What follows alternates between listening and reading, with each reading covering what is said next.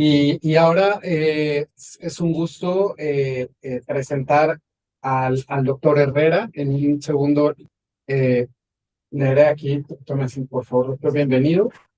Eh, les recuerdo solamente, esta sesión está siendo grabada para quienes nos acompañan en línea, quienes están aquí presentes. Esta sesión está siendo grabada y procedo a leer la semblanza del doctor Herrera. El doctor Óscar Herrera Alcántara es profesor investigador titular C de tiempo completo en la Universidad Autónoma Metropolitana, Unidad Azcapotzalco, donde cuenta con la máxima categorización académica. Es ingeniero en electrónica por la misma institución, grado por el cual obtuvo la medalla al mérito universitario y cuenta con una maestría y un doctorado en ciencias de la computación por el Centro de Investigación en Computación del Instituto Politécnico Nacional, donde también fue distinguido con la presea Lázaro Cárdenas. Su trayectoria académica se ha desarrollado principalmente en el campo de la inteligencia artificial, la optimización combinatoria y el análisis de datos, con énfasis en el desarrollo de algoritmos, aprendizaje profundo y aplicaciones tecnológicas en dispositivos móviles y sistemas inteligentes. Su experiencia incluye el estudio y aplicación de transformadas de wavelet, así como el análisis de información proveniente de sensores, lo que lo posiciona como un especialista en la intersección entre matemáticas aplicadas, computación e innovación tecnológica.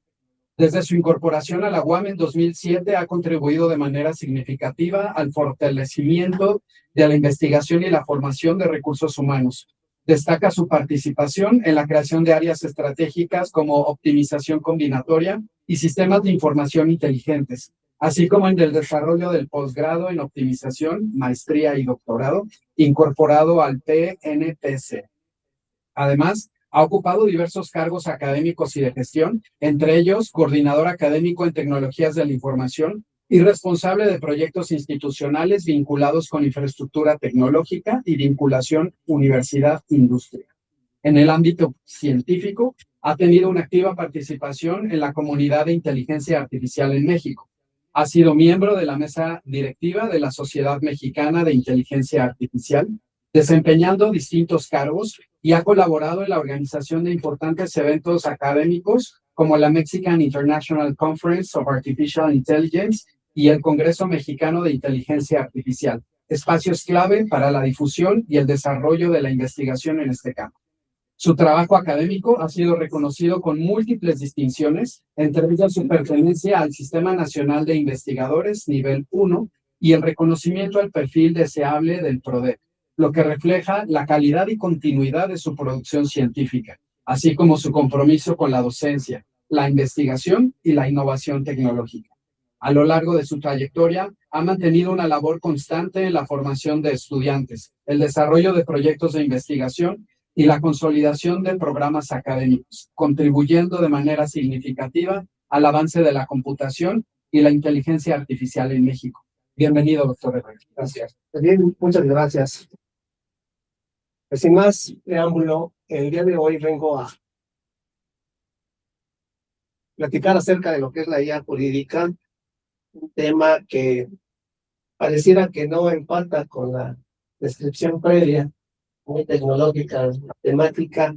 Sin embargo, en esta charla, pues voy a tratar de ver cuáles son esa relación, inclusive puede llegar a considerarse un hueco que está ahí presente actualmente. Ok, entonces, antes de entrar a la IA jurídica, quisiera enmarcarlo en el contexto de la gobernanza de la IA. Y es que la gobernanza de la IA refiere a políticas, normas, procesos, estructuras y controles técnicos enfocados en que la IA sea segura, ética, transparente y conforme a la ley. También puede verse como los procesos, estándares y barandillas que ayudan a garantizar que los sistemas y herramientas de la IA sean seguros y éticos. Se dirige la investigación, el desarrollo y la aplicación de la IA para ayudar a garantizar la seguridad, la equidad y el respeto a los derechos humanos, cuyo objetivo es minimizar los riesgos de las violaciones posibles de privacidad, concentraciones de poder, sesgos y decisiones tendenciosas.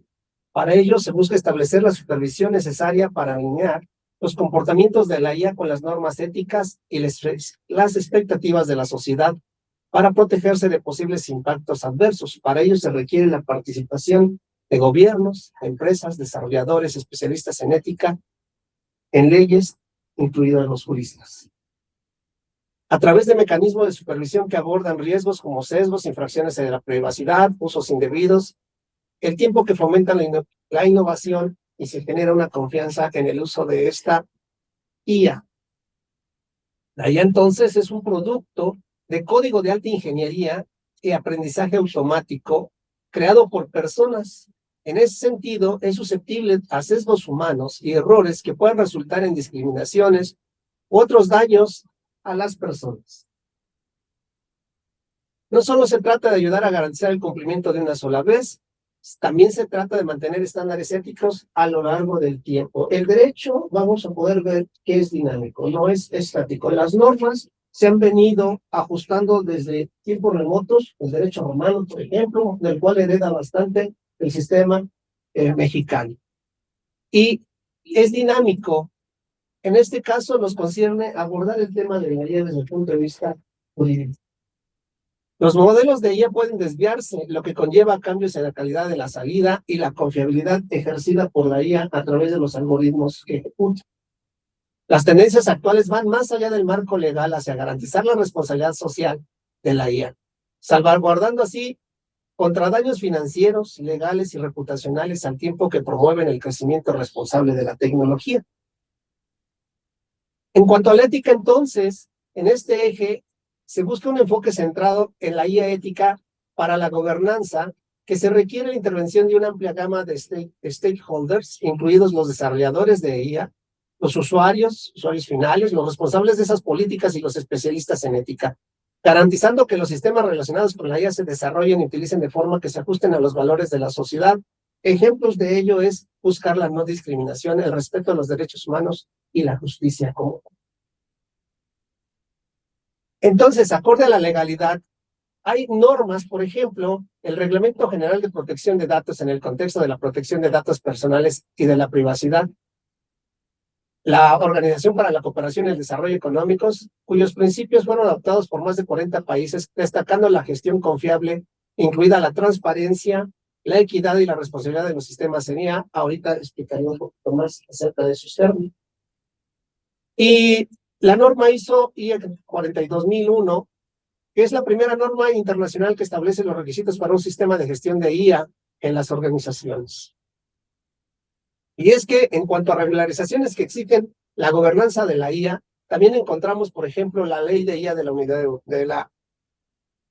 Europea, que adopta un enfoque de regulación basado en el riesgo, aplicando diferentes reglas a la IA según esos riesgos que se plantean. En este marco regulatorio también se encuentra la European Aviation Agency, que define requisitos mínimos de seguridad y confiabilidad para sistemas en la aviación. La Directiva Canadiense sobre la toma de decisiones automatizadas, cuyo sistema de puntuación para elevar la intervención humana con los comentarios, el monitoreo y la planificación de contingencias son necesarias para una herramienta de la IA construida para servir a los ciudadanos. Este sistema, por ejemplo, tiene una puntuación de impacto y clasifica las herramientas de IA en niveles de riesgo del 1 al 4, en donde el primer nivel 1 es de bajo riesgo y requiere mínima supervisión, y el nivel 4 es un riesgo tan alto que requiere intervención humana constante. En cuanto a la región de Asia-Pacífico, se encuentra la administración de servicios de la IA generativa, la provisión y el uso de servicios de IA generativa que deben respetar los derechos y los intereses legítimos de otros, no poner en riesgo el estado físico y mental de otros y no infringir los derechos de imagen, derechos de reputación de otros, derechos de honor, derechos de privacidad y derechos de la información personal, por ejemplo. En la transparencia se refiere a cuánto los algoritmos pueda tener una explicación de cómo se está ejecutando el algoritmo en la toma de decisiones. No basta crear algoritmos por crearlos como cajas negras sin que se sepa o se pueda dar una explicación de cuáles son los criterios a los cuales ha podido llegar después del famoso llamado entrenamiento. La seguridad debe garantizar la protección de los datos de los usuarios, en particular la ciberseguridad y las garantías individuales que están consideradas desde nuestra Constitución, por ejemplo, que hoy en día ya no se refiere tanto a las garantías individuales, sino que se ha estandarizado en el marco internacional con el nombre de los derechos humanos. Y es que los negocios deben alinearse a esas estrategias empresariales. No se basta con usar las tecnologías por utilizarlas. En este sentido, he asumido que la IA es una tecnología como tal. Y si bien hace un rato se definía la IA como un desarrollo humano sofisticado, también yo preferiría en este momento decir que es una tecnología. Y como cual tecnología es muy buena, pero también lleva sus riesgos. Ya nos ha pasado en el pasado. ¿En qué sentido? La radio. La radio, inclusive sus creadores, tuvieron consecuencias fatales de tanto exponerse. Pero el legado es que ellos consideraban que se podría utilizar para llevar el conocimiento, la divulgación a través de kilómetros, a través de la radiofrecuencia. Sí, ciertamente sucede así, pero también observamos cómo mucho de eso se vuelve comerciales nada más. Y podríamos hasta criticar la calidad de los contenidos. La televisión no se diga y el internet por lo mismo. Proyectos que descienden inclusive de niveles militares, proyecto ARPANET que se invierte en internet cuando van siendo más populares las tecnologías. Y así podemos ver que hoy el internet, si bien hace posible la educación, entre otros contextos, y el desarrollo en todos los ámbitos, incluido ahora con la IA, al considerar en este marco evolutivo, podemos ver que también es una tecnología, pero internet. También ya podemos encontrar casos de demandas contra compañías por el uso excesivo no solo del internet, sino, por ejemplo, de las aplicaciones y teléfonos celulares. ¿Y quién está hablando de la IA jurídica? Entonces, la IA jurídica no es nada más que la IA en el ámbito del derecho, en donde los algoritmos y los sistemas inteligentes apoyan esas tareas legales, administrativas y judiciales. Ejemplos de ello podría ser automatización de demandas, contratos y escritos con estructura jurídica, consultando la jurisprudencia y la legislación mexicana vigente. Permítanme hacer una aclaración, que la jurisprudencia es, digamos, lo que a futuro aparecerá como ley. Las leyes han pasado por un proceso legislativo, ¿verdad? La redundancia, ¿verdad? Pero la jurisprudencia alude a casos que han sido juzgados por los altos magistrados y que se vuelven de alguna manera ley. Pero es una ley dinámica porque se puede utilizar a favor o contra para un caso similar. Esa es la jurisprudencia. Para que eso llegue a plasmarse en una ley puede pasar mucho tiempo. Sin embargo, por comparación, y si es que aplica porque hay criterios jurídicos, la jurisprudencia es valiosa en caso de encontrar un caso similar al que se plantea, puede aplicarse la jurisprudencia. Sin embargo, como existe centenas, miles de documentos de jurisprudencia en nuestro buscador, por ejemplo, de la Suprema Corte de Justicia de la Nación, entonces necesitamos herramientas de búsqueda específica para no caer en ese mar de información. Bueno, entonces no se diga notificar cambios en casos directamente de los boletines judiciales oficiales o modificaciones en las leyes federales de protección de datos personales. Cualquier movimiento que haya en ese tipo de leyes pudiera o bien usarse a favor o en contra en el marco jurídico. También podría utilizarse para revisar contratos con detección de cláusulas abusivas. La predicción de sentencias con base en jurisprudencias y patrones históricos, que si bien este punto aborda un tema coyuntural que viene a reflexionar acerca si de la IA es el reemplazo de los humanos, y como hace rato decía, es una herramienta. Las pinzas no son el reemplazo del humano, porque unas pinzas jamás podrán comprar una. Entonces, los humanos desarrollan IA. La IA ayuda a los humanos como herramienta, pero tal como herramienta no es un reemplazo, sino un complemento. Prefiero verlo así.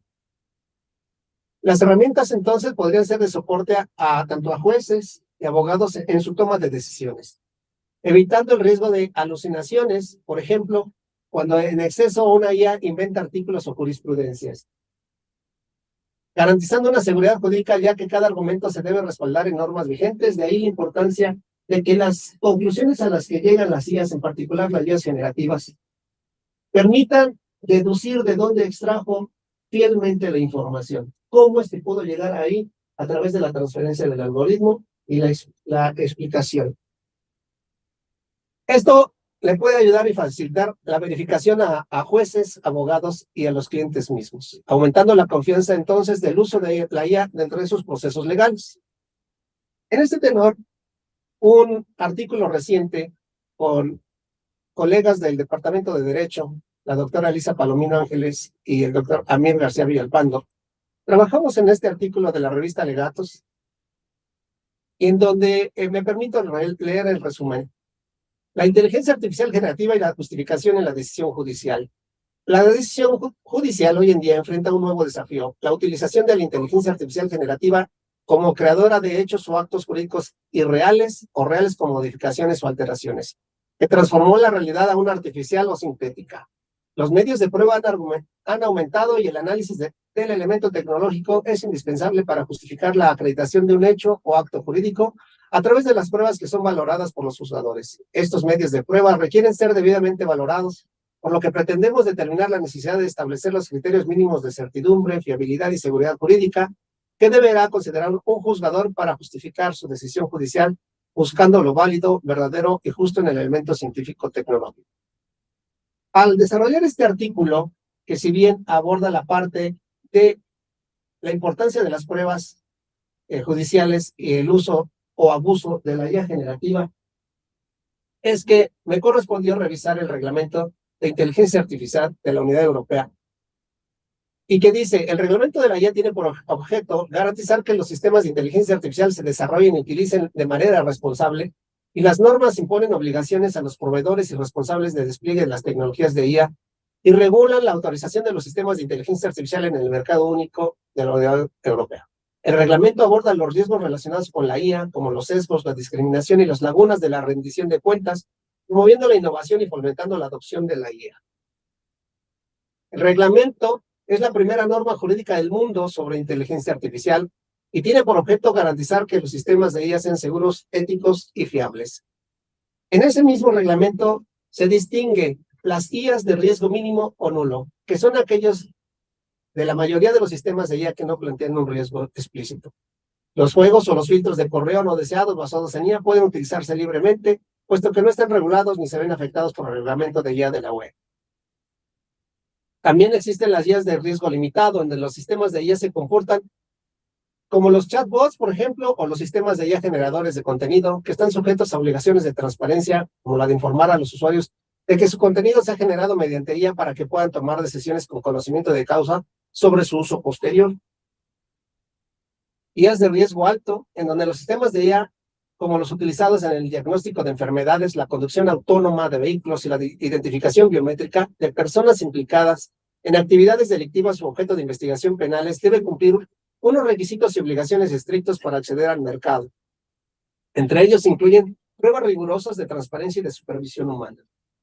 También se tienen las IAs clasificadas de riesgo inaceptable, en donde está prohibido el uso de sistemas de IA que supongan una amenaza para la seguridad, los derechos o los medios de subsistencia de las personas. Están prohibidos, por ejemplo, la manipulación cognitiva conductual, la actuación policial predictiva, el reconocimiento de emociones en lugares de trabajo y centros educativos y la puntuación ciudadana, así como algunas excepciones, el uso de los espacios públicos por parte de autoridades garantes del cumplimiento del derecho, de sistemas de identificación biométrica remota en tiempo real, como el reconocimiento facial. Los modelos de IA también, clasificados como de uso general, son la base de sistemas de IA capaces de realizar tareas muy diversas en diferentes aplicaciones, por ejemplo, que puedan generar textos o reconocer imágenes. Los modelos de IA de uso general que no plantean riesgos sistémicos solo están sujetos a algunos requisitos, por ejemplo, unas obligaciones de transparencia, mientras que los que presentan riesgos sistémicos deben cumplir con normas más estrictas. Dejo aquí un par de referencias de donde está tomado principalmente todos estos conceptos. Me gustaría entonces dar pauta a algunas preguntas. Muchas gracias, doctor. Adelante, por favor, si alguien tiene alguna pregunta aquí en la sala o quienes nos acompañan en línea, adelante, por favor. Bueno, fue una revisión sumamente rápida. Gracias, digo, mi cerebro empezó a explotar. Yo no soy muy usuario, bueno, no era muy usuario en la inteligencia artificial. Realmente no sé desde cuándo empezó. Tiene 2 años peleando con ello, ¿verdad? Mis compañeros, o sea, todo el mundo sabiendo qué es la inteligencia artificial y yo estaba en señales de humo, ¿no? Pero ¿usted cree que ahorita con el reglamento, o bueno, yo contesté una encuesta referente a la inteligencia artificial? La universidad ya está, considera usted que la universidad ya está preparada para que usemos como parte de la investigación nosotros o los alumnos de posgrado de inteligencia artificial sin que haya algún inconveniente? No sé si soy clara en mi pregunta. Todavía no, te voy a tratar de precisar un poquito más la pregunta antes de dar un sí o un no lo sé. Sí. A ver, quiero creer que es como decir, voy a utilizar la IA en mi proceso educativo, en la universidad, en la UAM en particular. Entonces, ¿cuál sería la pregunta? Es la universidad está como preparada para aceptar el uso de esta inteligencia artificial como parte de nuestro proceso educativo. Bueno, yo creo, la respuesta tajante podría ser no. ¿En qué sentido? Como pude decir, la regulación aplica en Europa. En México apenas ahí va. Entonces, ¿cómo esperamos que no habiendo una ley nacional pudiera haber una ley o norma en la universidad, en la UAM en particular? Sin embargo, también es cierto que ya están puestos los ojos en la gobernanza de la IA. Entonces, el tema ya está allí.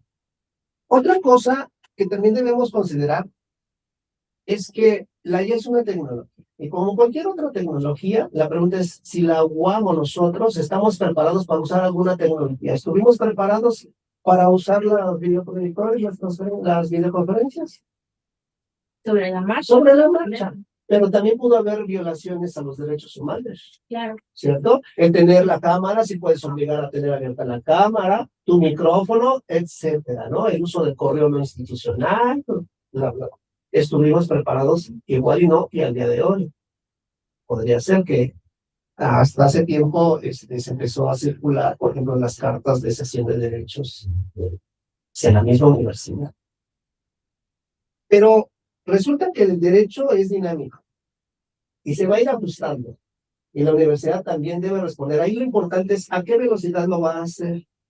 O si vamos a seguir en el enfoque, digamos, de prueba y error, o sea, que primero suceda el caso y luego vemos cómo aplica la ley. Ellos están tratando ya de prever un poco de qué pueda pasar en el marco regulatorio desde que se empiecen a usar masivamente. Entonces, eventualmente, pero eso es complicado, porque ¿cómo podría yo aplicar una ley sobre algo cuyo, por decirlo de alguna manera, delito todavía no sucede? A veces no funcionamos así. A veces esperamos hasta que, por decir delito, ¿no? Por decir también un acto positivo. ¿Cómo lo regulo? ¿Cómo regulo que algo que estás haciendo es correcto y no requiere una sanción si todavía ni siquiera aparece, por decir algo, en el tabulador, en donde se dice si no solo si es correcto, sino que es valorable, ¿no? El uso de las aulas con contenidos. ¿Y quién va a regular que el contenido esté allí? Y si no viola algún derecho de alguien, ¿no? Entonces, en ese sentido yo puedo decir, no, no, ¿quién está preparado? ¿No? O sea, en el mundo, ¿quién ya está? ¿Y a qué nivel? Pero aplica todo esto, no es la respuesta con la cual no puede ser un tajante, no. Es que aplica el marco regulatorio constitucional. Y todas estas leyes no pueden estar por encima de la Constitución, ni mucho menos tampoco de los tratados internacionales. Si vemos que es una tecnología, bueno, como dije, puede ser tanto positivo su uso como un uso negativo. ¿Sí? Entonces, yo creo que lo que va a suceder es que se va a seguir usando en el transcurso del tiempo con ciertas tutoriales o guías de uso, que ya hay avances en eso. Se va a ir viendo hasta qué punto hay un uso y un abuso. Yo creo que ahí le dejemos aquí. Derivamos de su respuesta, doctor. Sala de... Vamos, si quieren, primero Manuel Martín Clave, adelante, por favor. Martín, Gracias, ¿nos escucha? Oscar. Adelante. Buenas tardes. Felicidades, muy interesante. Abres muchas preguntas porque bueno, primero, pues esto es algo comercial como todo, como todo lo que viene en esto de la computación, ¿no? Y siempre hay una duda, por ejemplo, cuando tú haces algo con esto, ¿no? Luego resulta que dices, bueno, ¿de quién es, no? Por ejemplo, tú haces pues un artículo, lo que tú quieras, luego dices, es mío, lo puedo publicar, etcétera, y luego no te puede, también luego queda la duda si si luego te lo pueden los dueños, vamos a decir, del programita, te puedan decir, ah, no, pues tú lo hiciste con mi programita, pues es mío, ¿no? O sea, hay siempre esas, porque además, pues la inteligencia artificial se nutre, ¿no? De todos los que la usan, ¿no? Y realmente, pues ha sido fabricada con el robo todos esos programas se basan en el robo de información de todo el mundo, ¿no? Entonces, ahí es donde uno no le queda muy claro de quién es, o sea, el resultado de tu trabajo al final, si es tuyo y además qué tanto te queda claro si no te lo van a volar también, ¿no? Gracias. Ok, bueno, trataré de abordarlo de la mejor manera. En realidad creo que la pregunta aborda diferentes aristas. Por ejemplo, si al final yo construyo algo con la herramienta que haya utilizado, ¿ok? Entonces no le pertenece a la herramienta a la creación. La IA es una herramienta. Si yo construyo un vehículo con unas pinzas, las pinzas son el dueño del vehículo. Las IAs tienen derechos. Ahí, ese es un tema filosofal, ¿eh? En cuanto en la robótica. Las IAs pueden tener derechos, ¿eh? Por eso digo que hay varios temas al respecto. Pero, por ejemplo, hablando de drones, si un dron daña algo a alguien, ¿quién es el responsable? ¿El dron? O el que tiene, como por decir, con los coches, el dueño del coche, que tiene a nombre registrado el coche, cuando algo le atropellan, y no fuiste tú el que iba manejando. ¿Quién es el responsable? El dueño. El dueño. El dueño, y en ese caso, el dueño del vehículo no tripulado. A quien está registrado, el vehículo no tripulado, el dron. En nuestra legislación. Nuestra legislación. ¿Verdad? Sí, porque también es importante decir en qué marco estamos, o sea, en México aplican esas normas. Oye, Oscar, pero los drones, luego nadie sabe de quién son. Eso es tan barato que los dejan perder. Eso es otro tema porque en realidad digamos que los drones legales están registrados y están asociados a un teléfono y son rastreables. Si construyes o consigues uno clandestino, bueno, ese es otro tema. ¿Es cierto? O sea, todos podemos construir un algo peligroso y si no está registrado, peor, ¿no? El día que te cachen. ¿Qué tal si te lo paso a ti? O se lo adjudico, en fin, claro. Continúo un poquito con la pregunta. La otra es, bueno, si yo logro crear algo, lo correcto en nuestra norma mexicana es registrarlo en los derechos de autor, en el INPI, dependiendo si tenemos modelos de utilidad, patentes o los derechos de autor, ¿cierto?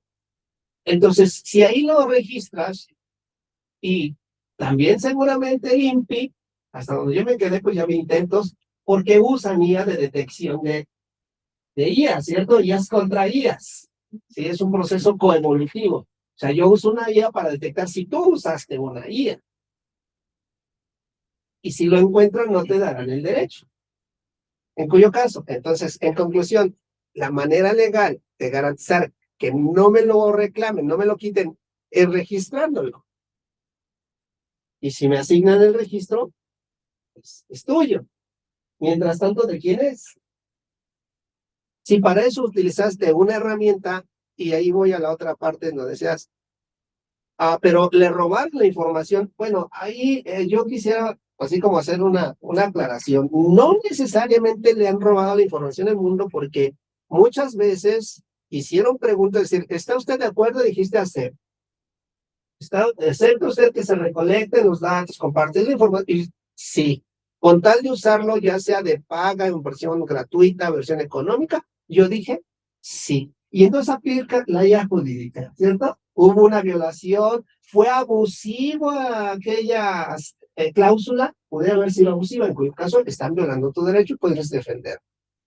Esa es la idea, que hay un marco normativo, porque yo pues usted dijo, sí, pero declaro que fue abusiva o sea, para darte un servicio, resulta que te pido que me des tus datos biométricos, yo puedo abrir tu micrófono cuando yo quiera, tu cámara, tú diste el consentimiento, pero se declara, y hacia allá va todo el marco normativo de la IA, la gobernanza de la IA es que haya quien diga, eso fue abusivo, y te puedan defender de oficio, porque hay un marco normativo, que no sea el individuo el que tenga que hacerse esas preguntas solo en el desierto. ¿Quién me va a defender?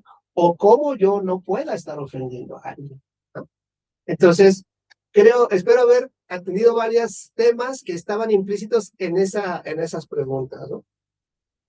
Gracias, doctor. Gracias, Martín, por la pregunta. Si quieren, vamos con Andrea García y continuamos aquí en la sala. Adelante, Andrea, por favor. Vamos a leer la pregunta de Andrea porque tiene problemas con su micrófono. Dice, aunque ya existen ciertos límites éticos en torno al uso de las IA, las nuevas generaciones están creciendo acostumbradas a delegar cada vez más procesos cognitivos a estas herramientas. ¿Cómo cree que esto podría afectar en el desarrollo o comportamiento de las personas en el futuro? Creo que daría como dos enfoques. Uno, en la revolución industrial había un temor, ¿no? De si había un reemplazo del vendedor. Un robot podrá fabricar otro, pero jamás consumir uno. Entonces, debe haber clientes y quien cobre un salario y lo gasta. Dos, es como decir que porque en aquel entonces la gente caminaba y aparecieron las bicicletas, y entonces ahora, ¿qué van a hacer las personas? ¿Dejar de aprender a caminar? O usar bicicletas cuando haga falta. Pero ya pues no son bicicletas, son motocicletas, vehículos de cualquier tecnología que quizá en el futuro vuelen. ¿Qué quiero decir? Las futuras generaciones, ¿qué se esperaría? Bueno, en un proceso evolutivo se espera que no tengan que realizar tareas rutinarias que para ahora nosotros son un desafío, pero que en el futuro se volverán rutinarias.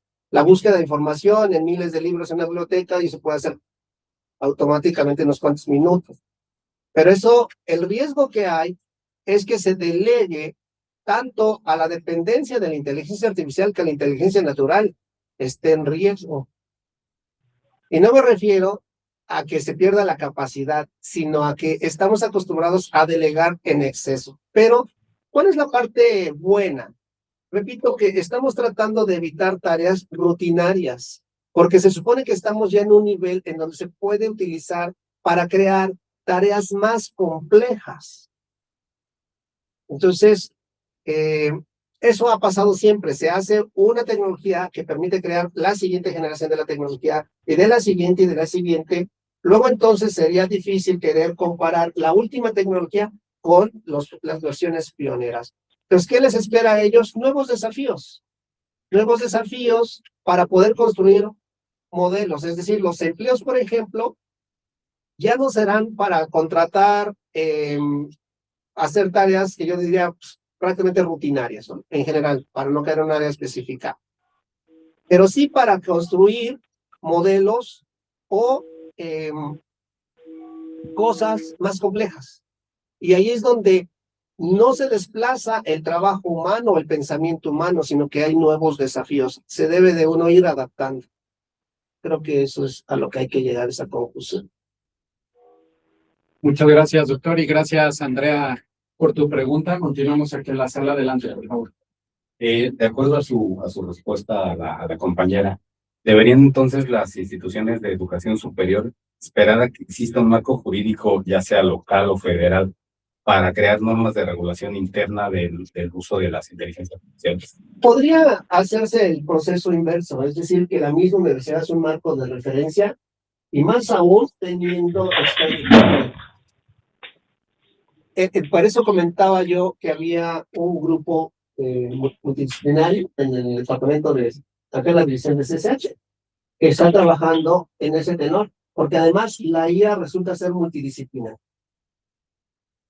Entonces, al tener expertos locales, podría hacerse iniciativas previendo también ya la llegada. Ahí está el primer experimento. Si veo una norma internacional que me aplica, yo puedo empezar a generar un referente, ¿sí?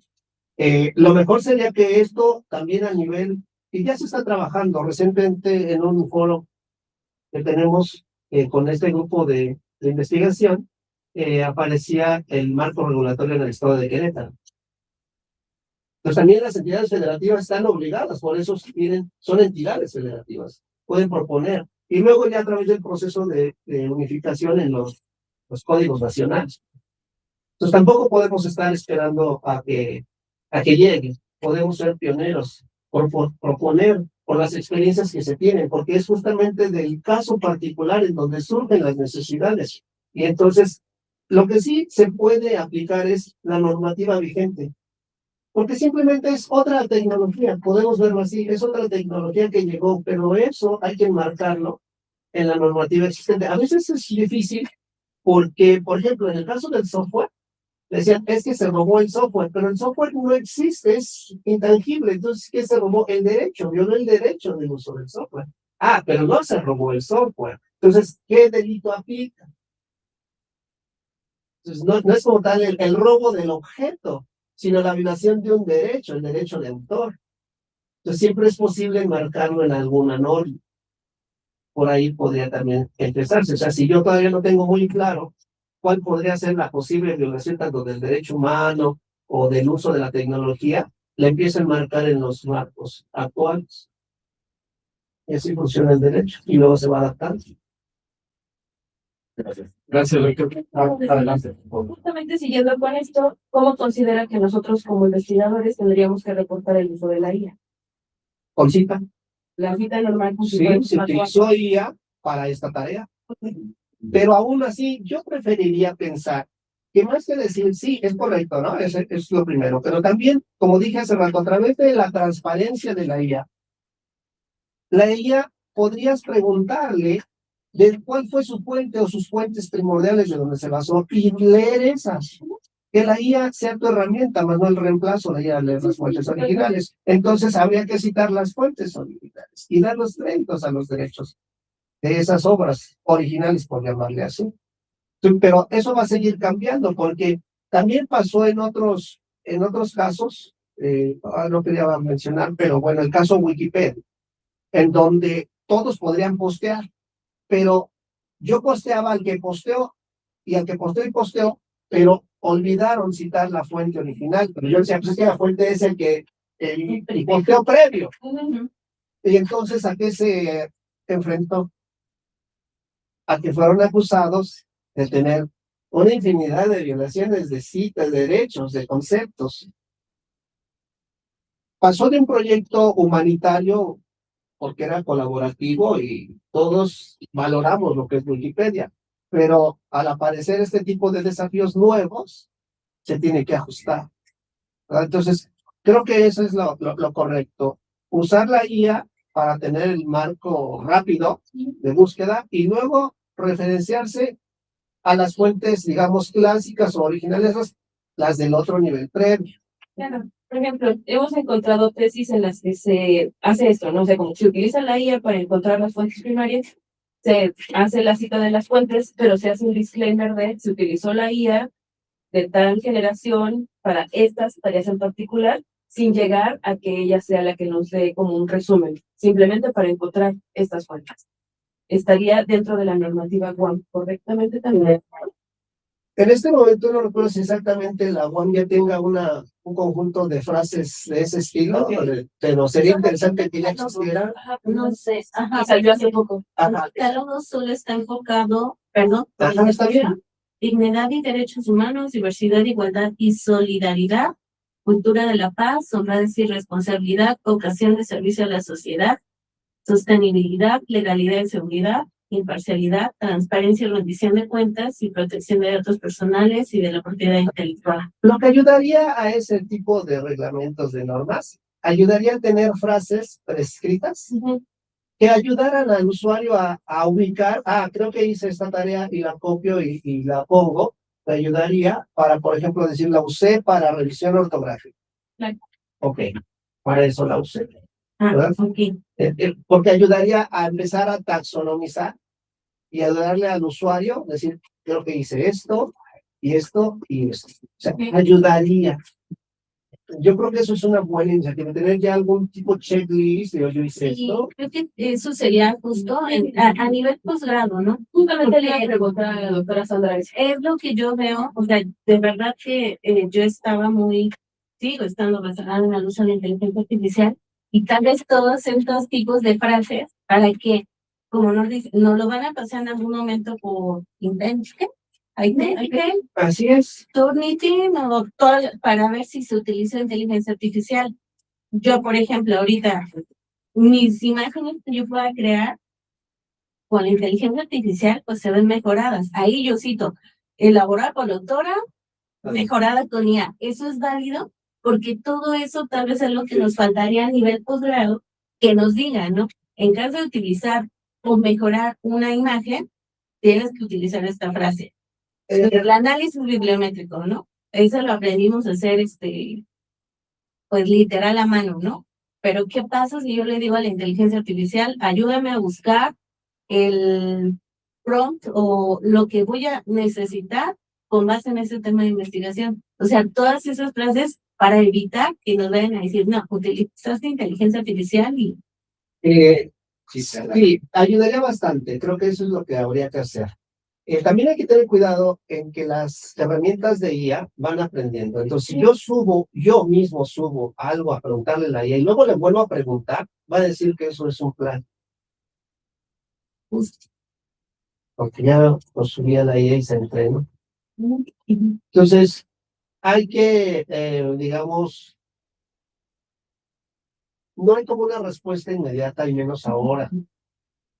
Hay que irlo ajustando. Lo que sí se deben de evitar son las malas prácticas y referirnos al marco actual, ¿no? Al reglamento vigente, que ya considera los plagios y todo eso, ¿no? Cuando utilizamos un procesador de texto en la computadora en lugar de máquinas de escribir, no decimos, postdata, utilicé una computadora y no una máquina de escribir. Aclaro en mi oficio. ¿Quién me está aquí de recibir mi transactores? Ajá, no, ¿por qué? Porque se vuelve hasta cierto punto rutinario. Pero el mérito no está en haber usado una herramienta, el mérito está en haber entregado, por decir, la tarea o el oficio, en tiempo y forma. Y que no sea un plagio. Porque hay que ver cuál es la métrica que se está evaluando.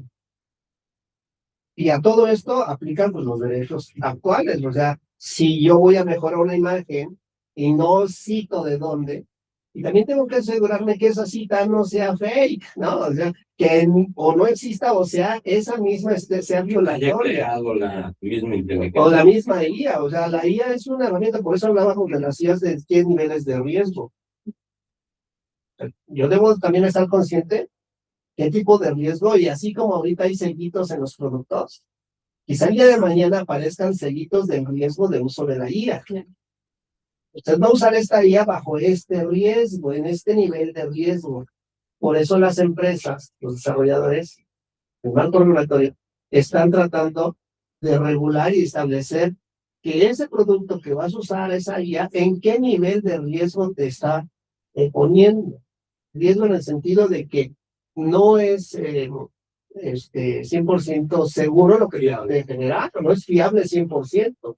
Es como cuando pides una opinión, no te puedes fiar de ella, te dieron una opinión.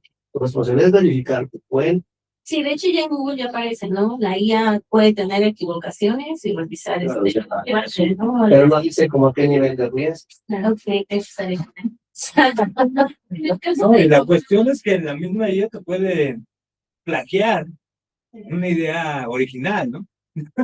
De alguna forma, no la IA como tal, sino los que han creado esas Es IAs. que hay una cláusula que las IAs pueden hacer este experimento, preguntarle a su IA si va a usar sus datos para hacer la actualización de su entrenamiento y les debe contestar. Porque lo que comentaba Ahora, por ejemplo, que le puedes preguntar, por ejemplo, a las empresas como de mensajería, ¿sí? Si ellos dicen que tus datos están cifrados, pero que no le dan el contenido, entonces, ¿cómo te puede hacer sugerencias en base al contenido? Pregúntale eso a esa guía. Precisamente por eso Instagram quitó el cifrado y lo externo para poder saltarse ese paso legal, donde dice yo ya te avisé que ya no tengo el cifrado y yo voy a entrenar mis IAs con tus mensajes. Entonces, ten cuidado con lo que voy a escribir. Bueno, como verán, no es la solución a todas las problemáticas que van a aparecer. Entonces, hay que tener poco a poco un marco regulatorio. Ese es, digamos, de lo que he venido a hablar, que tiene que existir y no va a ser perfecto. Como no lo es tampoco las leyes actuales. Sí, es susceptible a la mejor, como todo. Sí, así es. Disculpe, profesor, a mí me surge la duda respecto, por ejemplo, a nivel institucionalidad, que, por ejemplo, muchos profesores ahora están implementando el que se revise, que sea libre de IA. Pero, por ejemplo, el software que se ocupa muchas veces confunde algo hecho con IA con algo hecho, por ejemplo, por una cita, donde la cita viene bien especificada, o incluso uno mismo llega a tener una buena redacción y la IA la cataloga como que fue creado. Porque la IA se basa en las reglas ortográficas, y si tú te apegas a las reglas ortográficas, entonces Entonces, digamos, ¿cómo se podría hacer para que este proceso de que sí necesitamos verificar que no nada más haya sido un... Creo que al final de todo, como siempre, necesita intervenir el humano con juicio crítico. Por eso esa IA parecía es un riesgo alto, entonces necesita supervisión humana al final de los finales, ¿no? Porque efectivamente, si tú haces una obra, escribes muy bien, la IA podría ser más aún. ¿Qué sucede en un sistema trimestral en donde el AUEA se imparte 3 veces al año por el mismo profesor, con las mismas actividades, y que la respuesta es prácticamente siempre la misma? Y eso lo aprenda la IA. ¿Qué pasa si ese profesor usó la IA para asistirse en su diseño de examen, de su actividad, y planteó la respuesta? Y tú como estudiante le preguntas a la IA que si sabe algo de los exámenes parecidos al curso que llevas, y te contesta las preguntas, porque así fue entrenado. Entonces, tú te estás valiendo de una ayuda. No sabías explícitamente que estabas consultando, porque ese es otro tema. ¿Qué tantas veces podrías estarle preguntando a la IA hasta llegar al origen y poder sacar información de un individuo? Puedes hacer ese proceso. Las IAs tienen todo ese desafío. Como se alimentan de aparentemente muchas personas, tú puedes hacer tantas preguntas a la IA, no le va a quedar más que decir de dónde salió esa información, de qué individuo pudo haber salido. Y entonces se metes en otro problema, porque pues, a lo mejor terminas consultando las respuestas de tu examen y sales en un score perfecto, y luego te digan que de dónde lo conseguiste. Aunque te pregunten y no sepas contestarle dónde salió. Entonces, al final debe de haber una supervisión humana, el criterio humano. Creo que es lo que debería aplicar. Doctor, en un entorno, ahorita todo esto que escuchamos, pues, así como hay muchos avances, nos dejan en una situación de vulnerabilidad, ¿no? Ante los riesgos cibernéticos y lo que decía al principio, ¿no? Que esta IA jurídica pretende evitar, pues, abusos pues, traspasos de privacidad. ¿De qué acciones del día a día podemos tomar como para blindarnos de... Ya también por ahí hay así como que decálogos, tips de qué hacer, como en aquellos entonces era no deje un post-it con su clave debajo del teclado, ¿no? Ya hay así un conjunto de sugerencias. los términos y condiciones, por ejemplo, que son tan largos y que uno no los lee, ¿no? Y ahí vienen escondidos, pues, muchas cosas que te ponen en riesgo. Podríamos pedirle a la IA que nos explique eso. ¿Se le puede engañar a la IA? Se puede engañar a la IA, Jurídicamente, me refiero. ah, O sea, con algún artículo que ahorita inventemos y digas, viene en tal parte de la constitución política de, no sé, de... no, porque cualquier lado. resulta que las compañías que entrenan las IAs en particular, sabemos que hay IAs bastante poderosas que han entrado en las compañías, tienen procesos muy estrictos, saben a qué se están exponiendo. Y además, esto es un concurso. ¿Qué compañía le gustaría crear una IA que, digámoslo así, no tiene, pues, por decirlo así, o sea, Es lo que voy. O sea, que es vulnerable, resulta que cuando uno se mete a ver cómo son entrenadas esas IAs, hay intervención humana. Siempre. Y validan sus fuentes. Hace rato que comentaba el doctor, Manuel, que decía, han robado la información. Bueno, cuando la universidad decidió cambiar sus servidores de correo, hubo una cesión de derechos a otra compañía, ¿no? Un tercero.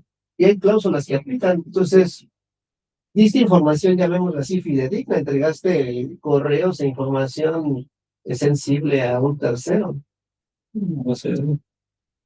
Y entonces podría decir, no, yo hice muchos correos que decían mentiras dolosas para que cuando entrenen esa IA, bueno, también habría que ver qué porcentaje de eso representas en el universo del entrenamiento, ¿no? A lo mejor te considero lo que se llama un outlier, el caso patológico, ¿no?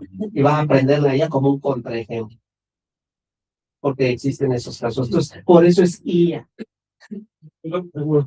¿Qué pasa, por ejemplo, con las IAs que, digamos, hasta cierto punto tienen la capacidad de salirse de su entorno? Por ejemplo, ahorita está muy famoso el caso de Claude, que una persona le está tratando, en Estados Unidos, está tratando de darle un cuerpo físico y bajando la posibilidad que se aprenda de sí mismo. Es decir, Claude está aprendiendo a manejar en la computadora del chavo a manejar objetos físicos. ¿En qué sentido eso se vuelve, digamos, jurídico, en el que, por ejemplo, él, de algún modo, supongamos, en un cortocircuito queme una casa? ¿La culpa es del chavo o de la Es IA? lo que decía. Habría que ver en qué marco regulatorio. Recuerda que no hay un marco regulatorio universal. Algo que es considerado como ilícito en alguna región, en una federación, no es en la otra.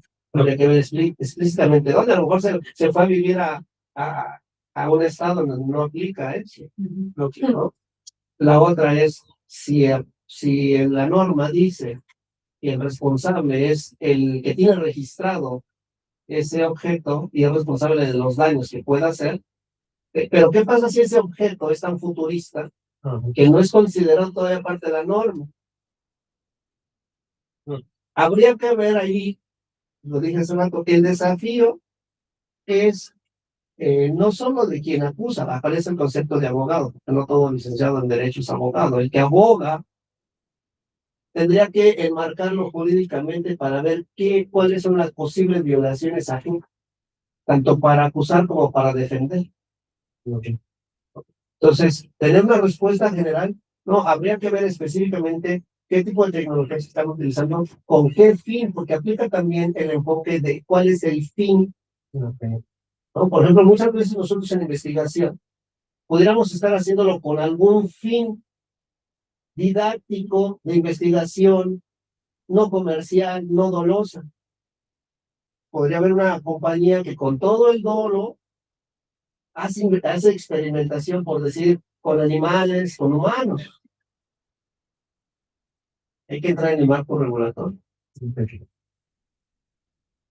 Sí, pero recordemos que para que entres en ese marco regulatorio, lleva un proceso de legislación donde lamentablemente muchos legisladores no tienen conocimiento de absolutamente nada. Bueno, más allá de etiquetar si sí o no, el derecho tiene estos niveles. Siempre existen mecanismos, por ejemplo, de defensa, de amparo. Por ejemplo, hay mecanismos ante alguna inconformidad. La Constitución considera, la que es considerada, mecanismos de, digamos, de defensa, ¿no? De apelación, de protección, porque es lo que estamos buscando aquí, por la protección de los derechos humanos, de las garantías individuales. Finalmente, todo debe estar enfocado en el individuo, ¿verdad? Eso es no perder de vista, que debe estar enfocado en la protección de los derechos del individuo. Así se queda. Muchas gracias, doctor. ¿Alguien más en línea que quiera compartirnos alguna pregunta? ¿O aquí en la sala? ¿No? Parece que no hay más preguntas y entonces con esto, pues agradeciéndole al doctor Herrera, al doctor Quevedo, su participación en esta que fue la sesión 9 del seminario 2026 en diseño y desarrollo de productos. Muchas gracias y hasta la próxima.